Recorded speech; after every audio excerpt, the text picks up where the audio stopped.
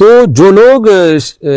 15 شعبان کی رات کو نہاتے دھوتے ہیں، اسپیشلی اس رات کو کہ بھئی آج کوئی تہوار ہے یا آج کوئی خوشی کا دن ہے، اور مٹھائیاں کھاتے ہیں یا حلوے پکاتے ہیں، تو وہ زبان سے اس کو تہوار نہ بھی کہیں، اپنے عمل سے یہ بتاتے ہیں کہ یہ تہوار ہے، جبکہ یہ تہوار نہیں ہے۔ اسلام میں کوئی اس کی ایک ضعیف روایت بھی نہیں ہے کہ آپ صلی اللہ علیہ وسلم نے، میرے علم میں نہیں ہے، کم از کم ہو سکتا ہے کوئی موضوع من گھڑت روایت موجود ہو جس میں کوئی کہیں بھی نہیں ہے کہ آپ صلی اللہ علیہ وسلم نے اس رات کو ہمیں نہانے کا حکم دیا ہو، یا اچھے کپڑے پہننے کا حکم دیا ہو، یا کھانے پینے کا یا حلوے کھلانے کا، ہمیں حلوے مانڈے کا ہمیں حکم دیا ہو۔ تو اللہ کا واسطہ یہ بدعت ہے، اس کو ختم کریں اپنے معاشرے سے۔ اور اسلام میں تہوار کا ٹائم دن میں ہوتا ہے۔ عید الفطر، عید الاضحیٰ ہے جس میں ہم دن میں قربانی کرتے ہیں اور کھاتے ہیں، پیتے ہیں، نہاتے ہیں، دھوتے ہیں۔ راتوں کے یہ کام نہیں ہے، رات کو آپ سوئیں یا عبادت کریں۔ تو ایک چیز تو یہ تھی جو میں بتانا چاہ رہا تھا۔ دوسری چیز، اس رات کو قبرستان جانا، دیکھیے اس بارے میں حدیث پیش کی جاتی ہے، مشہور حدیث ہے، لوگ سنتے رہتے ہیں کہ نبی صلی اللہ علیہ وسلم رات کو اٹھے اور امی عائشہ رضی اللہ تعالی عنہ بھی آپ کے پیچھے چلی گئیں، اور آپ صلی اللہ علیہ وسلم جنت البقیع میں مغفرت کی دعا مانگ کے تشریف لے آئے واپس۔ تو یہ حدیث انتہائی درجے کی ضعیف حدیث ہے، اور ایک تو ضعیف حدیث ہے، دوسری بات یہ کہ اگر ہم تھوڑی دیر کے لیے فرض کر لیں یہ صحیح حدیث ہے، اور ہم کہتے ہیں کہ بھئی نبی صلی اللہ علیہ وسلم نے یہ عمل کیا ہے، تو صحابہ میں سے کسی سے ضعیف حدیث سے بھی ثابت نہیں ہے کہ کوئی اس رات قبرستان گئے ہوں۔ حضرت ابو بکر کے بارے میں کوئی روایت نہیں ملتی کہ اس رات قبرستان گئے ہوں، حضرت عمر کے بارے میں کوئی روایت نہیں ملتی، یہ کسی ایک صحابی کے بارے میں نہیں۔ تو آپ مجھے بتائیں کہ یہ کیسی سنت ہے کہ جو صحابہ کی سمجھ میں نہیں آئی اور ہماری سمجھ میں آ گئی ہے؟ تو مشرکین مکہ یہ کہا کرتے تھے لو کان خیرا ما سبقونا الیہ، قرآن مجید کی آیت ہے کہ اگر یہ اسلام میں کوئی خیر ہوتی تو یہ صحابہ ہم سے پہل نہ کرتے، یہ صحابہ نے ہم سے پہل کیا ہے، اس کا مطلب ہے یہ اسلام خیر کا کام نہیں ہے۔ تو مشرکین کو صحابہ سے چونکہ نفرت تھی، اس لیے کہتے تھے کہ یہ چونکہ اسلام کو فالو کر رہے ہیں تو یہ اس کی علامت ہے کہ اسلام خیر نہیں ہے، کیونکہ خیر میں تو ہم صحابہ سے آگے ہوتے ہیں، اپنے بارے میں ان کا یہ اس خوش فہمی میں مبتلا تھے وہ۔ لیکن ہماری رائے کیا ہے؟ ہم یہ کہتے ہیں کہ لو کان خیرا لسبقونا الیہ، وہ کہتے تھے لا سبقونا، ہم کہتے ہیں لسبقونا، کہ اگر کوئی بھی خیر کا کام ہے تو صحابہ ہم سے ضرور اس میں پہل کریں گے، یہ ہو نہیں سکتا کہ خیر کا کام ہم کریں اور صحابہ نے نہ کیا ہو۔ تو اسی طرح میں یہ عرض کرتا ہوں کہ دیکھیں اگر قبرستان جانا اس رات میں سنت عمل ہوتا تو صحابہ یقیناً جایا کرتے، کوئی ایک صحابی تو گیا ہو، یہ کیسی بات ہے جو صحابہ کی سمجھ میں نہیں آئی اور ہماری سمجھ میں آ رہی اور ہم قبرستان جا رہے ہیں اس رات کو۔ چلیں اگلا اسٹیپ تھوڑی دیر کے لیے فرض کر لیتے ہیں کہ نبی صلی اللہ علیہ وسلم جو ایک رات قبرستان گئے، فرض کر لیں وہ حدیث بھی صحیح ہے، یہ بھی فرض کر لیں کہ صحابہ اگرچہ نہیں گئے مگر ہم صحابہ سے بھی زیادہ آگے نکلنے کی کوشش کرتے ہیں اور صحابہ کو سمجھ میں نہیں آیا، ہمیں سمجھ میں آ گیا، تو چلیں فرض کر لیں تھوڑی دیر کے لیے کہ اس رات کو جانا ہم سنت مان لیتے ہیں، آپ کے دلائل ہم مان لیتے ہیں اور صحابہ کی سمجھ میں نہیں آئے لیکن ہماری سمجھ میں زیادہ آ رہا ہے، ہم فرض کر لیتے ہیں، مان لیتے ہیں کہ اس رات قبرستان جانا سنت ہے۔ تو آپ مجھے بتائیں نبی نے جو عمل جس طرح سے کیا ہو اس طرح سے سنت ہوگا، یا آپ اپنی طرف سے جس کو ہم پشتوں میں کہتے ہیں اخپل طریقے سے کرنا سنت ہے؟ نبی نے فجر کی 2 رکعتیں پڑھی ہیں اور ہر رکعت میں 2 سجدے کیے ہیں، آپ اگر فجر کی 3 رکعتیں پڑھیں گے تو کیا نماز ہو جائے گی آپ کی؟ اب آپ دلیل میں یہ کہیں کہ نبی نے فجر کی نماز پڑھی ہے تو مجھ پر بھی لازم ہے، تو بھائی نبی نے پڑھی ہے تو جیسے نبی کے پڑھنے سے آپ پر پڑھنا لازم ہو گیا، تو جس طرح سے پڑھی ہے اسی طرح پڑھنا لازم ہوگا، اخپل طریقے سے پڑھنا لازم نہیں ہوگا۔ تو اسی طرح یاد رکھیں، فرض کر لیں کہ نبی قبرستان گئے ہیں اور یہ قبرستان جانا سنت ہے، تو نبی کس طرح گئے ہیں اور کتنی دفعہ گئے ہیں؟ نبی رات کو چپکے سے اٹھ کے گئے ہیں، کوئی کسی کو آپ نے جمع نہیں کیا، کسی کو بتایا تک نہیں، جو اس حدیث سے پتہ چل رہا ہے ہمیں، اگرچہ یہ ضعیف حدیث ہے لیکن فرض کر لیں یہ صحیح ہے، تو کہیں پتہ بھی نہیں چل رہا، چپکے سے قبرستان گئے اور چپکے سے واپس آئے،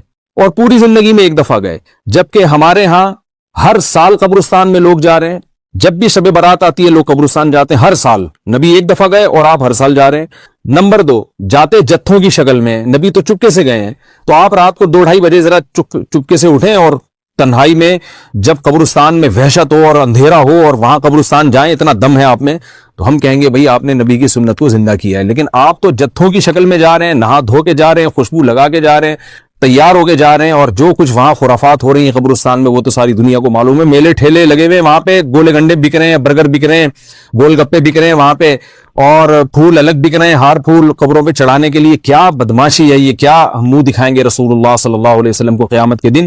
آپ کے سامنے کیا وہ حدیث نہیں ہے کہ نبی صلی اللہ علیہ وسلم نے فرمایا کہ روایت میں آتا ہے کہ کچھ لوگ قرب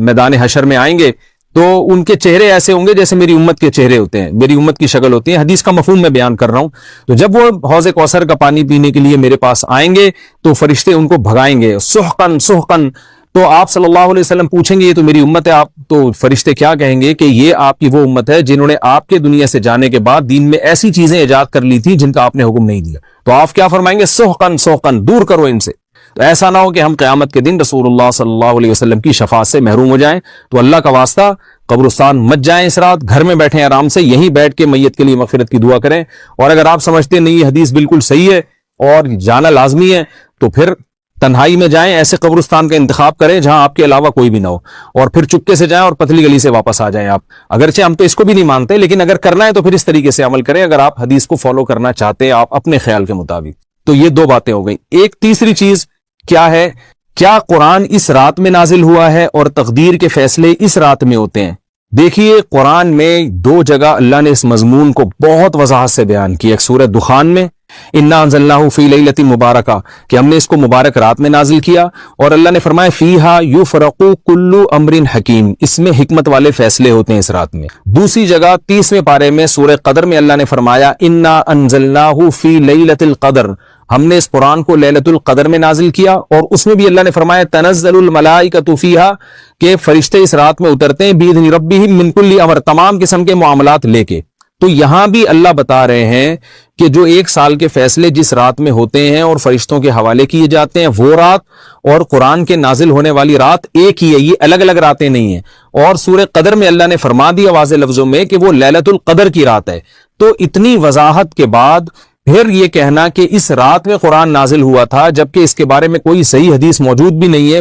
ضعیف یا موضوع روایتیں ہیں، تو یہ بالکل قرآن پر میں سمجھتا ہوں کہ یہ ٹھیک نہیں ہے، بالکل دلیل کے لحاظ سے یہ کمزور بات ہے. اگرچہ بعض علماء اس طرف گئے ہیں اور انہوں نے تعویل کی ہے، انہوں نے یہ تعویل کی ہے کہ قرآن جو ہے آسمان دنیا پہ آیا لیلۃ القدر میں اور وہاں سے جو نیچے نزول شروع ہوا ہے وہ شب برات میں ہوا ہے. لیکن یہ تعویل عقل سے بعید ہے اور اس تعویل کی ہمیں ضرورت بھی نہیں ہے. دو صحیح حدیثیں ٹکرا رہی ہوں یا قرآن کی آیت کسی ایسی متواتر حدیث سے ٹکرا رہی ہو تو پھر تو وہاں ہمیں تطبیق دینے کی ضرورت پیش آتی ہے، جب قرآن کے مقابلے میں کوئی حدیث ہی نہیں ہے، صحیح حدیث بھی نہیں ہے. حالانکہ قرآن کے مقابلے میں تو فقہا کہتے ہیں کہ اگر صحیح حدیث بھی ہو، متواتر نہ ہو، صحیح حدیث بھی ہو تو وہ بھی ظنی ہوتی ہے، تو اس حدیث کو رد کیا جائے گا، قرآن میں تعویل نہیں کی جائے گی. لیکن یہاں تو صحیح حدیث بھی نہیں ہے، یہاں تو ایک ضعیف روایت ہے اور ضعیف اقوال ہیں، آپ اس کو کیسے قرآن کے مقابلے میں لا سکتے ہیں؟ تو جو بالکل بے غبار بات ہے وہ یہی ہے کہ اللہ تعالیٰ نے قرآن مجید کو لیلۃ القدر میں نازل کیا جو رمضان کے آخری عشرے میں ہوتی ہے، اور اسی لیلۃ القدر میں فیصلے بھی ہوتے ہیں. اور بعض لوگ کہتے ہیں اس میں حرج کیا ہے کہ ہم 15 شعبان کو بھی فرض کر لیں، اس میں قرآن نازل ہوا اور لیلۃ القدر میں بھی. بھائی اس سے لیلۃ القدر کی ویلیو کم ہوتی ہے. اللہ تو لیلۃ القدر کی ویلیو بڑھا رہے ہیں کہ یہ ایسی رات ہے جس میں ایک سال کے فیصلے بھی کر دیے جاتے ہیں اور اس میں قرآن مجید کا نزول بھی شروع ہوا. تو جس رات کو اللہ نے جو پروٹوکول دیا ہے وہی پروٹوکول اس کو دینا چاہیے، آپ اس کو کسی اور رات کو نہ دیں وہ پروٹوکول. تو یہ تیسرا مسئلہ ہوا. پہلا مسئلہ حلوے مانڈے کا اور نہانے دھونے کا، وہ بھی غلط ہے. دوسرا مسئلہ قبرستان جانے کا، وہ بھی ٹھیک نہیں ہے. تیسرا مسئلہ کہ اس رات میں قرآن نازل ہوا اور فیصلے ہوتے ہیں، یہ تیسری بات بھی غلط ہے. نہ تو اس رات میں قرآن نازل ہوا اور نہ اس رات میں فیصلے ہوتے ہیں. چوتھی چیز کہ کیا اس رات کی میں عبادت کی کوئی فضیلت ہے سرے سے یا نہیں ہے، یہ ایک علمی مسئلہ ہے. تو اس بارے میں خوب اچھی طرح سمجھ لیں کہ اس بارے میں جتنی بھی احادیث ہیں جو اس رات کی فضیلت کے بارے میں کہ بنو کلب کی بکریوں کے برابر مغفرت ہوتی ہے اور بکریوں کے بالوں کے برابر، اور یا جو بھی اس بارے میں روایات ہیں کہ سب کی بخشش ہو جاتی ہے سوائے اس شخص کے جو کسی کے دل میں کینہ رکھتا ہے، تو یہ جتنی اس رات کی فضیلت میں احادیث ہیں تو ایک بات تو خوب اچھی طرح سمجھ لیں، اس پر تمام محدثین کا، جہاں تک میں نے دیکھا ہے، تمام محدثین کا اتفاق ہے کہ اس کی فضیلت میں صحیح حدیث ایک بھی نہیں ہے. اس رات کی فضیلت میں ایک بھی صحیح حدیث موجود نہیں ہے. لیکن ضعیف روایتیں اتنی کثرت سے ہیں کہ ایک الگ محدثین کا اصول ہے کہ جب ضعیف روایتیں کی سندیں زیادہ ہو جائیں تو وہ حسن بن جاتی ہے، یعنی قابل قبول ہو جاتی ہے وہ، کیونکہ بہت ساری کمزور چیزیں مل کے اس میں کچھ قوت پیدا کر دیتی ہیں. تو اب جن علماء نے احادیث کے ضعف کی کی طرف دیکھا کہ ایک بھی صحیح روایت نہیں ہے، انہوں نے اس رات کا بالکل انکار کر دیا کہ اس رات کی سرے سے کوئی فضیلت نہیں ہے۔ لیکن جن علماء نے اصول حدیث کی طرف دیکھا اور فقہ کے ایک اصول کی طرف دیکھا کہ کثرت روایات درجہ حسن تک پہنچ جاتی ہیں، ضعیف روایات، تو انہوں نے کہا کہ بالکل اس رات کی فضیلت کا انکار ہی سرے سے کر دینا یہ غلط ہے۔ تو جمہور اس طرف گئے ہیں کہ اس رات کی فضیلت کا بالکل انکار کر دینا یا اس کی عبادت کی فضیلت کا بالکل انکار کر دینا یہ ٹھیک نہیں ہے۔ لیکن کچھ علماء، وہ بھی بڑے محقق علماء ہیں، وہ اس طرف گئے ہیں کہ اس رات کی سرے سے کوئی فضیلت اسلام میں ہے ہی نہیں۔ اب میں دونوں طرف کے علماء کا کچھ تھوڑا سا تجزیہ پیش کرتا ہوں۔ تو جو علماء یہ کہتے ہیں کہ اس رات کی فضیلت ہے اور فضیلت میں کثرت سے روایات ہیں اور اس میں بڑے بڑے علماء داخل ہیں، امام شافعی رحمہ اللہ تعالی جیسے مجتہد بھی ہیں جو اس رات کی فضیلت کے قائل ہیں۔ باقی ائمہ سے مجھے جو ہے نا امام ابو حنیفہ سے کچھ نہیں ملا اس رات کی فضیلت کے بارے میں، اور امام احمد ابن حنبل سے بھی مختلف روایات ملی ہیں، اس لیے میں جزم سے کسی اور امام کے بارے میں نہیں کہہ سکتا۔ لیکن امام شافعی سے بہرحال اس کی فضیلت صراحتاً منقول ہے، اگرچہ انہوں نے بھی اعتراف کیا ہے کہ اس کی روایات کے بارے میں جتنی اس بارے میں روایات ہیں وہ ضعیف ہیں، لیکن وہی ایک اصول ہے کہ جب ضعیف روایات بہت کثرت سے ہوتی ہیں تو درجہ حسن تک پہنچ جاتی ہیں۔ تو اس اصول کے تحت جمہور اس کے قائل ہیں کہ اس رات میں عبادت اگر ہم کرتے ہیں تو دوسری راتوں کی نسبت ہمیں ثواب زیادہ ملتا ہے۔ لیکن جو بعض دوسرے علماء جو بالکل ہی اس رات کی فضیلت کے منکر ہیں، ان کے دلائل میں یہ ہے کہ یہ بات اگرچہ درست ہے کہ اگر ضعیف روایات کثرت سے ہوں تو وہ درجہ حسن تک پہنچ جاتی ہیں، لیکن وہ کہتے ہیں کہ کچھ قرائن ایسے ہیں جن قرائن سے پتہ چلتا ہے کہ جو ہے ان قرائن کو اگر سامنے رکھا جائے تو وہ ان کی رائے یہ ہے کہ پھر ان کا خیال یہ ہے کہ ان کا رجحان اس طرف ہے کہ اس رات کی سرے سے کوئی فضیلت نہیں ہے۔ ان قرائن میں ایک چیز یہ بھی ہے کہ اس کے بارے میں جو روایات ہیں ان میں بہت زیادہ ثواب کی بشارت سنائی گئی ہے۔ تو بعض محدثین کا یہ اصول ہے کہ کسی رات کے بارے میں یا کسی خاص عمل کے بارے میں بہت زیادہ کہیں غلو ہوتا ہے یا مبالغہ ہوتا ہے، غلو تو نہیں کہہ سکتے، تو یہ خود ایک اس طرف اشارہ ہوتا ہے کہ یہ ایک ضعف ہے، اگرچہ یہ کوئی اتنی مضبوط بات نہیں ہے۔ لیکن بہرحال جو علماء اس کی فضیلت کے بالکل منکر ہیں ان کی ایک دلیل میں آپ کے سامنے پیش کر رہا ہوں۔ دوسری بات یہ ہے کہ جو علماء اس کی فضیلت کے بالکل بھی قائل نہیں ہیں، ان کی ایک بڑی دلیل یہ بھی ہے، جن میں ہمارے شیخ حضرت مفتی رشید احمد صاحب رحمہ اللہ تعالی بھی تھے،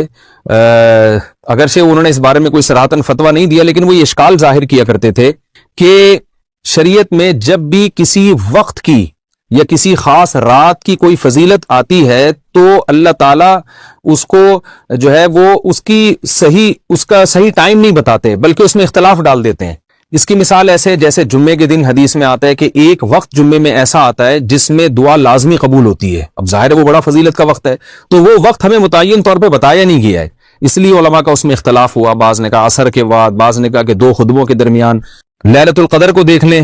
لیلۃ القدر کی فضیلت میں قرآن بھی ہے، بہت ساری احادیث ہیں، لیکن لیلۃ القدر کی رات ہے کون سی یہ اللہ نے اس میں ابہام ڈال دیا۔ طاق راتوں میں 21 بھی ہو سکتی ہے، 23 بھی ہو سکتی ہے، بعض بلکہ حدیث سے 22ویں رات کا بھی ہونا ثابت ہے، زیادہ امکان 27ویں رات کا ہوتا ہے، تو وہ متعین نہیں ہے۔ تو جو علماء کہتے ہیں اس کی سرے سے کوئی فضیلت ہی نہیں ہے، ان کا رجحان وہ ان کی ایک یوں سمجھیں کہ دلیل تو نہیں لیکن ایک استیناس کہتے ہیں اس کو، کہ اس سے ان کے اس نظریے کو تقویت ملتی ہے کہ اگر یہ اس کی اتنی زیادہ فضیلت ہے تو اس کی تعیین میں اختلاف بالکل بھی نہیں ہے۔ تو یہ وہ کہتے ہیں کہ یہ مزاج شریعت کے خلاف ہے، اور تعیین میں اختلاف ہوتا کیوں ہے؟ علماء نے بیان کیا اگر لیلۃ القدر کو متعین طور پہ بیان کر دیا جاتا نا کہ یہی لیلۃ القدر ہے تو بہت ساری اس میں جو ہے نا حکمتیں فوت ہو جاتی، جن میں ایک یہ بھی کہ اس رات میں جہاں عبادت کا ثواب بہت ہے، گناہ کا عذاب بھی بہت ہے۔ پھر اگر اس رات میں کوئی گناہ کرتا تو وہ اللہ کے عذاب سے نہ بچ پاتا، کیونکہ وہ اللہ متعین کر دیا کہ یہ لیلۃ القدر ہے، تو کیسے تم اس میں گناہ کر رہے ہو؟ اب معاملہ اللہ نے مبہم رکھ دیا کہ بھئی یہ بھی ہو سکتی ہے تو اگلے دن بھی ہو سکتی ہے۔ اور ایک فائدہ یہ بھی اس میں رکھا متعین نہ کرنے میں کہ لیلۃ القدر انہی کو ملے جو تلاش کریں، جو پورا عشرہ جاگیں گے ان کو لیلۃ القدر ملے گی۔ اگر اللہ اسپیسیفک دن بتا دیتا کہ 21ویں ہے، 23ویں ہے یا 25ویں ہے یا 22ویں ہے تو بہت سارے لوگوں کو لیلۃ القدر مل جاتی۔ تو اللہ نے جو مبہم رکھا ہے نا، تو ایک رات کی فضیلت اللہ نے بڑھا دی مگر اس کی تعیین میں ابہام پیدا کر دیا تاکہ جو پورا عشرہ جاگے گا اسی کو لیلۃ القدر ملے گی، اس کے علاوہ ہر آدمی کو نہ ملے۔ وہ ایک اللہ کی ایک حکمت ہو سکتی ہے اس میں۔ تو یہ 2 حکمتیں ہیں کہ اس میں گناہ اگر کوئی کرے تو اس پر عذاب نہ آ جائے، کیونکہ اگر متعین کر دیا جائے گا تو پھر گناہ کیسے تم کر رہے ہو اس رات میں؟ تو اللہ نے اس میں بھی بھام پیدا کر دیا، جو گناہ کرنے والا ہے اگرچہ وہ بڑا گناہ گار ہے اس رات میں، چاہے وہ رمضان کا آخری عشرے میں کسی رات میں بھی گناہ کرتا ہے، لیکن کم از کم اتنا عذر تو ہے کہ اس کو کیا پتا تھا کہ یہ آج لیلۃ القدر ہوگی۔ تو جو 15 شعبان کی رات ہے اس کی بہت زیادہ فضیلت ہے، تو پھر یہ رات کو متعین کیوں کر دیا گیا؟ یہ ان علماء کی دلیل میں بیان کر رہا ہوں جو اس کی فضیلت کے بالکل بھی قائل نہیں ہے، لیکن بہرحال حقیقت یہ ہے کہ جمہور علماء